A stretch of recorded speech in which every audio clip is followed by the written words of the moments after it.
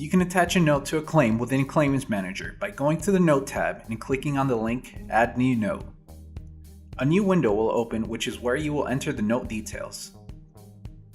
Claims Manager categorizes notes, diaries, and docs with note types, and you can choose the note type that you want to add a note about and also choose the importance level.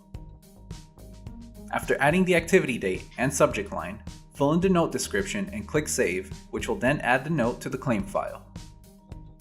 If you want to export a note, you can do so by selecting the notes you want, and on the drop-down menu select Export Notes. You can then download the files to your computer, save it to a shared file, or email it to someone directly from the claim system. You can also use Workflow to automatically add notes based on something happening within the claim file. For example, if you want to add an important date for a litigated claim file, such as a trial date, you can set it so when a date is added to the trial date, it automatically creates a note, diary, or document using Workflow.